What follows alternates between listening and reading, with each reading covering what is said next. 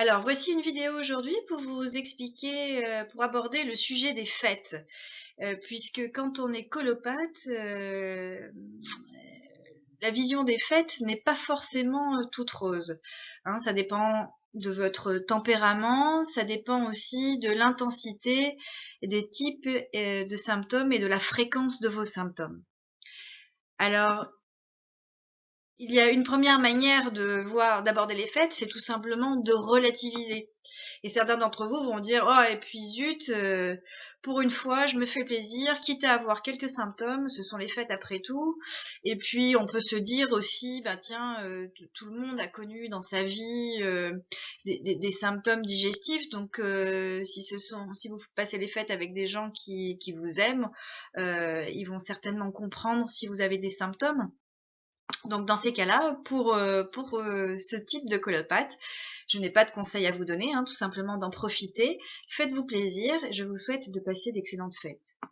Pour ceux qui ont une vision un peu plus pessimiste, avec des scénarios catastrophes, genre oh là là, je vais rien pouvoir manger, je vais devoir courir aux toilettes en plein milieu du repas et je risque de pas arriver à temps, quelle honte si ça m'arrive devant toute ma belle famille, etc., etc.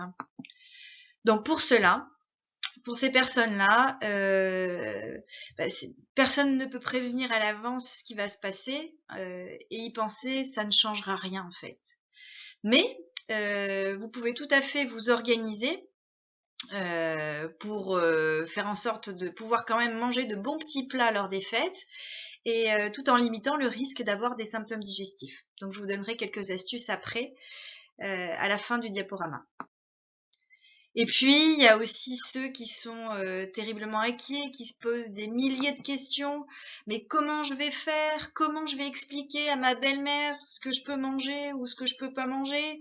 Comment éviter d'avoir le ventre qui gonfle? Comment éviter d'avoir une diarrhée? Etc., etc. Donc pareil, pour cela, rien de plus stressant que de rester dans le flou et de se poser des questions sans y répondre. Donc au lieu de ruminer, répondre à ces questions vous permettra de mettre en place un plan d'attaque et du coup vous pourrez passer des fêtes avec l'esprit beaucoup plus tranquille. Et par conséquent, comme le stress étant un facteur aggravant, si vous limitez le stress, vous allez aussi forcément limiter les symptômes en abordant les fêtes de cette manière-là. Alors voici 5 astuces pour organiser vos fêtes et manger avec plaisir tout en évitant d'avoir des symptômes. Donc je vous conseille la veille, au moins la veille, le jour même et le lendemain du repas de fête, de suivre un régime pauvre en FODMAP vraiment très strict, afin de limiter les symptômes. Je vous conseille aussi, pour le repas de fête, de prévoir des plats pauvres en FODMAP. Alors, soit organiser les fêtes chez vous, soit proposer d'apporter des plats que vous savez que vous allez pouvoir manger.